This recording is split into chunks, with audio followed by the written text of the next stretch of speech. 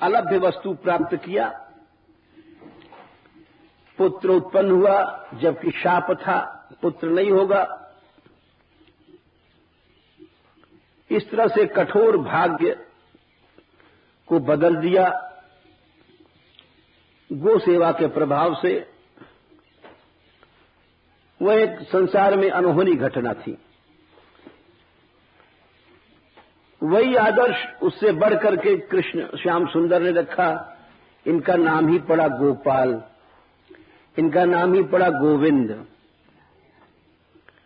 श्री कृष्ण के नामों में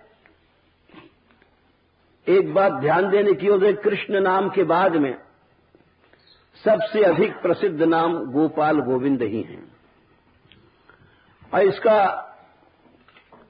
ये वेद समर्थित नाम है।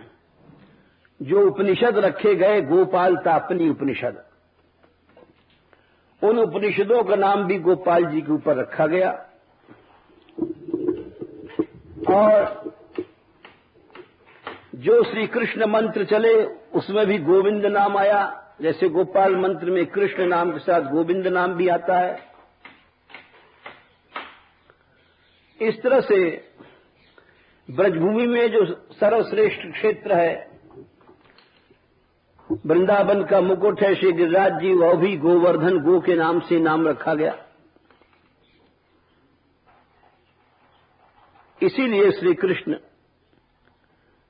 एक आदर्श गो भक्ति के कारण भी यहां इनको धारण नहीं करते हैं, जबकि और ब्रजवासी धारण करते थे। एक जगह पद आता है कि नंद बाबा, बड़ा सुंदर पद है, हम गाते हैं कभी कभी। भोजन कर रहे थे, भोजन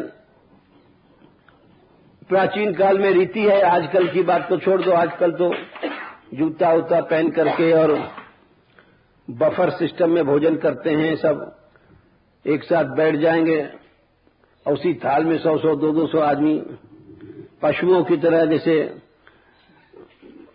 हाँ लड़ामनी में न्यार कर दो तो 4-5 ढोर एक साथ खा लेते हैं। तो पशु 10-10, 20-20 पशु एक साथ खाते हैं। मनुष्य उससे भी आगे बढ़ गया, बोले तुम 10-20 पशु कहते हो, हम 100-200, 1000-2000 खाएंगे एक साथ। ये विज्ञान से भी विरुद्ध है, क्योंकि एक का रोग दूसरे को आ जाएगा। विज्ञान भी इसको नहीं समर्थित करता है। परंतु उससे तात्पर्य नहीं है, प्राचीन काल की परंपरा थी। भोजन करते समय जूता को नहीं पहनना, हाथ धो करके आसन पर बैठना, आसन पर बैठ करके फिर भोजन करना। ये सब केवल एक हमारे यहाँ कर्मकांड ही नहीं है, बल्कि एक बड़ी वैज्ञानिक वस्तु और शुद्ध स्वास्थ्य के लिए भी आवश्यक चीज थी। तो नंद बाबा जब भोजन करने बैठे तो कन्हैया जी छोटे से हैं, वो जानते हैं कि इस समय पनैया जो है वो चौका चूल्हा में नहीं आएगी। चूल्हा से बाहर जहां आंगन में नंद बाबा जे रहे, तो गोपाल जी क्या करते हैं, जाकर के नंद बाबा की बड़ी बड़ी पनैयाओं में अपना पांव घुसा करके और ऐसे ऐसे डेहरी के भीतर आने की कोशिश करते हैं। जब तक नंद बाबा चिल्लाते अरे दूर दूर, तो पीछे हट जाते हैं वे। और फिर उसके बाद में फिर वे जब भोजन करने लग जाते हैं, जब देखा कि अब भोजन कर रहे हैं, फिर एक पांव आगे बढ़ाते हैं आंगन की ओर, फिर चिल्लाते हैं नंद बाबा अरे नहीं मानेगा। तो इस तरह से बड़ा परिहास होता है और सब लोग हंसते हैं, यशोदा जी भी हंसती हैं। ये बाल लीला है। तो इन्हें उस पद में भाव है कि ब्रजवासी पहनते थे पनैया। दूसरा प्रमाण यह है कि गोपीजन नंद भवन में गईं और अपनी अपनी पनैया खोल करके भीतर गईं, और छोटे से कृष्ण हैं, बाल लीला कर रहे हैं। मैया कमर में क्षुद्र घंटिका बांध देती हैं, पांव में छोटी सी पैजनियां है, कमर में कौनई छुम छुम कर रही है। खड़े होने लग गए, चलने लग गए। तो ब्रज गोपी लोग कहती हैं यशोदा जी के यहां जाकर के कि अरे पीड़ा ला बैठवे को। यशोदा मैया कहती लाला पीड़ा गया बैठवे को। अब मैया तो अपने बालक को शिष्टाचार सिखाती है, हर एक मां। तो श्री कृष्ण पीड़ा लेकर के मुश्किल से सिर पर लदर फदर करते जा रहे हैं और किसी तरह से वहां पहुंच के रखते हैं तो बड़ी प्रसन्न होती गोपी। अरे तू जियो रे, और तेरी उम्र हो, तेरी अच्छी सी बहू आवे, ये सब बातें सुन के बड़े खुश होते हैं। दूसरी गोपी आती है, वो कहती है जा बटखरा उठा ला। तो जो तौलने का होता है वो उठा के लाते हैं धीरे धीरे। इससे भी आगे तीसरी आई, बोले हमारी पनैया उठा ला। रे तो जाते हैं और उसकी पनैया अपने सिर पर लाद के ले चलते हैं। बिभर्ति क्वचिदाज्ञप्तः पीठकोन्मान पादुकम बाहुक्षेपम च कुरुते स्वानाम प्रीतिमावहन। सुखदेव जी कहते हैं कि देखो बिभर्ति क्वचिदाज्ञप्तः, गोपीजन आज्ञा देती हैं। पीठक माने पीढ़ा, उन्मान माने बटखरा, पादुकम माने जो चरणों में पादुका पहनी जाती, पन्हैया इत्यादि, उसको श्री कृष्ण अपने सिर पर लाद के ला रहे हैं। और गोपीजन कहती हैं लाला ताल कैसे ठोके लड़ते में, तो बाहुक्षेपम फटफटाते हैं, सब हंसती हैं। बाहुक्षेपम चकुरते, बोले क्यों कर रहे हैं श्री कृष्ण? स्वानम प्रीति मावहन, गोपी लोग खुश हो जाती हैं, गोपीजन हंसती हैं, तो उनको प्रसन्न करने के लिए ये सब कर रहे हैं। गोपीभिः स्तोभितो नृत्यद भगवान बालवत् क्वचित। गोपी लोग स्तोभित लालच देती हैं। क्या लालच देती हैं? कि माखन दूंगी, मिश्री दूंगी, नाच दे। नाचते हैं। गोपी भी स्तोभितो नृत्यद, कैसे नाच? भगवान बालवद क्वचित, भगवान होकर के बच्चे की तरह नाच रहे हैं, जैसे नचाती हैं। आपकी ऐसे नाची उलाला, आपकी बैठ के, आपकी ठाड़े होकर के नाच रहे हैं।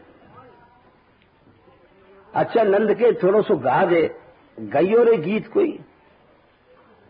उदगायति क्वचिन मुग्धस, गाने लग जाते हैं।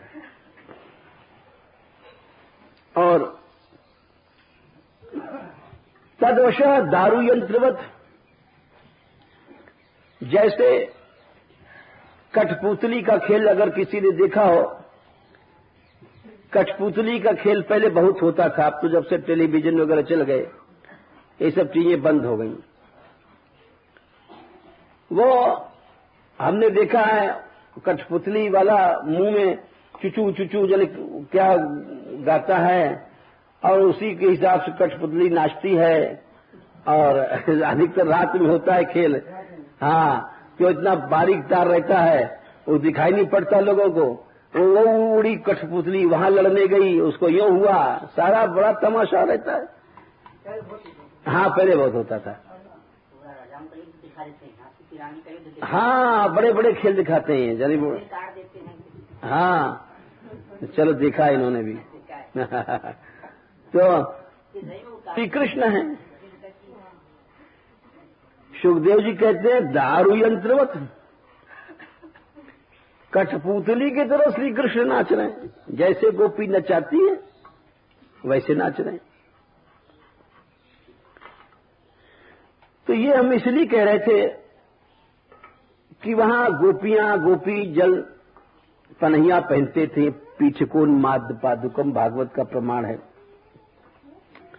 लेकिन श्याम सुंदर नहीं पहनते थे। और उसके कारण वल्लभाचार्य जी ने बताए कि यो एक तो अनुग्रह अनुग्रह छोटों पर किया जाता है। ब्रज में ये लिखते हैं वल्लभाचार्य जी कि भूम्यादि नाम अनुग्रहार्थम, चरण पादुका न पहनने के दो कारण बताए उन्होंने। एक तो अनुग्रह बताया भूम्यादि नाम, ब्रज भूमि, ब्रज की घास, गो गोप, इन सबको चरण रस की प्राप्ति होती है। और दूसरा अपने से अनुग्रह उन्होंने जीव और भगवान की दृष्टि से किया और स्वयं पाल्यानाम धर्मवत जो गो सेवा का आदर्श रख रहे हैं, एक उपासक का, आराधक का, इसलिए भी यहां पर वो पादुका नहीं पहनते थे, निरावरण चरणों से चलते थे। अब आगे कहते हैं वल्लभाचार्य जी एक बात और, नलिन सुंदरम भाव क्यों कहा शब्द गोपियों ने? बोले तुम्हारे जो चरण हैं, कमल हैं, जले एव स्थातुम योग्यम जल पूर्णेवा। कमल कहां रहता है? कमल आप तोड़ के लाओ तो तुरंत पानी के कटोरे में या थाली में जहां पानी हो रखोगे तो 2-4-6 घंटे तक वो बना रहता है। यदि आप पानी में नहीं रखोगे, ऐसे डाल दोगे तो 2-4 मिनट में सूख जाएगा, मुरझा जाएगा, उसकी सारी सुंदरता नष्ट हो जाएगी। तो गोपीजन कहती हैं, अरे देखो श्री कृष्ण, तुमको अपना ही स्वरूप ज्ञान नहीं है। तुम्हारे चरण कमल हैं और कमल कहां रखना चाहिए बोले कृष्ण को पता नहीं। कैसा भोला है। जले एव स्थातुम योग्यम या जल पूर्णेवा। अरे कमल को तो पानी में रख दो या पानी से भरे भरे घड़े में रख दो। कमल कहीं ऐसे रखा जाता है, मिट्टी में रखा जाता है, जमीन पर रखा जाता है या कहीं शिला पर रखा जाता है। कमल ऐसी जगह नहीं रखा जाता। तुमको इतना भी ध्यान नहीं है। श्याम सुंदर के बारे में एक बात कही गई है कि वे भक्तों ने ऐसा कहा है कि जो बाल मुकुंद हैं श्री कृष्ण, अंगूठा चूसा करते हैं। ऐसी छवि भी आती है, चित्र भी आता है कि वे अपने अंगुष्ठ को करार विंदेन पदार विंदम मुखार विंदे विनिवेशयंतम वटस्य पत्रस्य कृते शयानम बालम मुकुंदम शिरसा नमामि। अपने हाथों से पांव को पकड़ करके अंगूठा चूसते हैं। बोले क्यों? बोले श्री कृष्ण को इच्छा हुई कि भक्त लोग कहते हैं कि तुम्हारे चरणों में बड़ा दिव्य रस है, तो लाओ मैं भी तो देखूं कैसा रस है। अपने चरणों को खुद चूसने लग गए। तो गोपीजन कहते हैं कि तुमको पता ही नहीं श्री कृष्ण, तुम्हारे चरण कमल हैं, अरे उनको जल में रखो या जल से भरे हुए घड़े में। अब ये बड़ा सुंदर रूपक है। बोले जल या जल से भरा घड़ा। महात्मा लोगों ने ये इस भाव को उस श्लोक से जोड़ा है कि गोपीजन श्री कृष्ण के चरणों को अपने वक्षस्थल पर रखती थी। क्यों? उनके वक्षस्थल भी स्वर्ण घट की तरह कुंभ की कुंभाकार हैं, इसीलिए उनको अपने वक्षस्थल पर रखती थी। एक जगह लिखा भी है कि सुस्वादु सुरसतुंदिल मिंदीवर वृंद सुंदरम किमपि अधिवृंदाटविनंदति राधा वक्षोज भूषण ज्योति। ये बड़ा विचित्र भाव है और बड़ा विचित्र श्लोक है। कहते हैं कि श्री कृष्ण श्री स्वामिनी राधिका जी के साथ मिलित रूप से इस तरह से शोभित हो रहे हैं कि जैसे किसी के घर के द्वार पर आपने देखा होगा, जब सजावट होती है विवाह आदि में या वैसे भी उत्सवों में, तो द्वार पर मांगलिक कलश रखे जाते हैं। अब तो खैर ये बातें उठती जा रही हैं, अब तो डेकोरेशन के लिए कंपनियों को ठेका दे देते हैं, और वो लोग घड़ा बड़ा थोड़ी रखते हैं, वो तो अपना बिजली के कई तो। प्राचीन काल में ऐसा था कि जल से भरा हुआ कलश रखा जाता था और स्वर्ण कलश रखा जाता था बड़े बड़े लोगों के यहां, उससे मंगल होता था। और उन कलशों के ऊपर दीपक रखे जाते थे, भरे भरे कलशों के ऊपर वो जगमगाते रहते थे, तो बड़ा सुंदर लगता था। तो कहते हैं यहां पर कि श्री राधिका रानी ने श्री कृष्ण को अपने वक्षस्थल पर स्थापित किया। बोले ये ऐसा क्यों? बोले ऐसा इसलिए किया कि मंगल के लिए कलश के ऊपर दीपक जलते हैं और कलश के ऊपर पुष्प या कमल रखे जाते हैं। तो श्री स्वामिनी राधिका रानी ने सोचा, हमारे वक्षस्थल स्वर्ण कलश हैं, लोग कहते हैं। प्रभूत शात कुंभ कुंभ कुंभी कुंभ सुस्तनी, शात कुंभ माने सोना, प्रभूत शात कुंभ कुंभ स्वर्ण के घट के तरह हमारे वक्षस्थलों को लोग कहते हैं, अथवा कुंभी कुंभ, कुंभी कहते हैं हाथी के गंडस्थल की तरह विशाल वक्षस्थल है। तो इस पर मंगल क्या रखें? बोले नील कमल रखा जाए, क्योंकि मैं स्वर्ण कमल की तरह हूं, और दीपक जलाया जाए। तो रसिक लोग कहते हैं, सुस्वादु सुरस तुंदिल मिंदी वर वृंद सुंदर किमपि। श्री कृष्ण कैसे हैं? इंदिवर माने ऐसे कमल हैं, नील कमल। इस कमल में तो कोई अभी हम तुम खाएं तो स्वाद नहीं होता, भौरा भले उसका रस पी ले, लेकिन पंखड़ी को थोड़ी खा सकता है। बोले श्री कृष्ण अगर कोई ऐसा कमल हो जो फल से भी ज्यादा स्वादिष्ट हो। बोले अच्छा, कमल हमारे तुम्हारे लिए स्वादिष्ट नहीं होता है,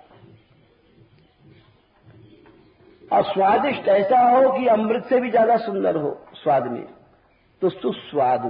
बोले श्री कृष्ण ऐसे नील कमल हैं कि स्वादु नहीं, सुस्वादु। और कमल में रस होता है, लेकिन बाहर रस टपकता थोड़ी है, भौरा है वो तो पीता है। बोले उससे भी अधिक सुंदर रस हो, सुरस हो। और रस से तुंदिल, तुंदिल कहते हैं जिसकी पेट ज्यादा बढ़ जाता है, उसको संस्कृत में तुंदिल कहते हैं। किसी का बहुत ऐसा पेट निकल जाता है मटके की तरह, बहुत जब मोटा हो जाता है तो उसको तुंदिल कहते हैं संस्कृत में। तो बोले श्री कृष्ण कैसे हैं? बोले रस के तुंदिल हैं, रस की जलेबी, और ज्यादा बोले रसगुल्ला। कमल का रसगुल्ला बनाया जाए, सुस्वाद सुरस तुंदिल मिंदीवर वृंद सुंदरम किमपि। बोले नील कमल को लेकर के उसमें रस भर के उसका रसगुल्ला बनाया जाए, उसमें सुगंधी चारों तरफ टपकती रहे और उसमें से नीली नीली ज्योति निकलती रहे। बोले वो है श्री कृष्ण की उपमा। ऐसा जो इंदीवर वृंद सुंदरम किमपि, और अधिवृंदा कवि नंदन, वृंदावन के बीच में राधा वक्षोज भूषण ज्योति, श्री राधिका रानी के वक्षस्थल स्वर्ण घट के समान वक्षस्थलों पर वो नील ज्योति सदा प्रकाशित रहती है, नीला दीपक जला करता है और उन घटों के ऊपर। यही भाव गोपी गीत की आखिर में भी दिया गया है। यत्ते सुजात चरणाम्बुरहम स्तनेषु भीता शनै प्रिय दधी मही कर्कशेषु तेना टवी मटसी तद व्यथिते न किंस्वित पूर्वा देवीर भ्रमति धीर भवदायुषामना। गोपीजन उनके चरणों को अपने वक्षस्थल पर धारण करती थी। इसी भाव से जो यहां पर वल्लभाचार्य जी कह रहे हैं कि कमल तो या तो जल में हो या जल से भरे घट के ऊपर हो, वहीं रखना चाहिए। लिखते हैं एक जगह रास में भी यही बात हुई थी कि जब श्री कृष्ण प्रकट हुए अंतर्धान होने के बाद तासाम आविर्भूत छोरी स्मयमान मुखाम्बुजा,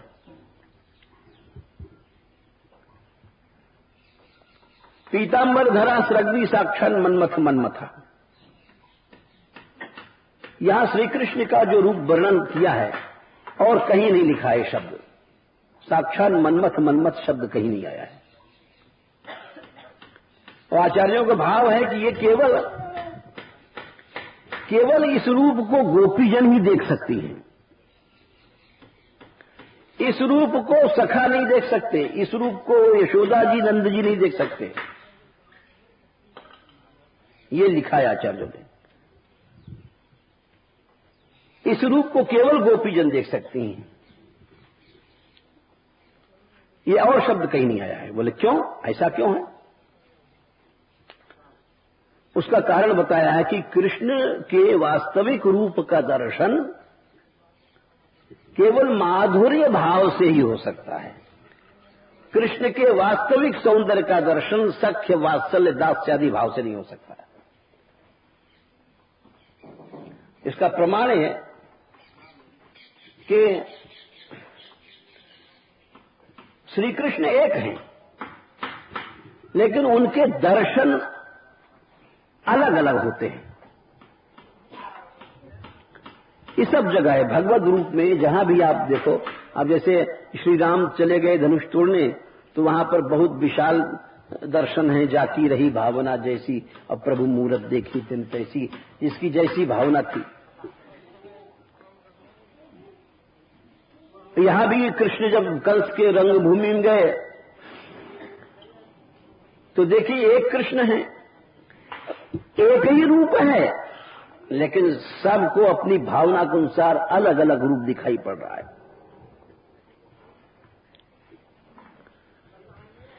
मल्लानाम अशनिर नृणाम नरवरा स्त्रीणाम स्मरो मूर्तिमान गोपानाम स्वजनो सताम क्षितिभुजाम शास्ता स्वपित्रो शिशु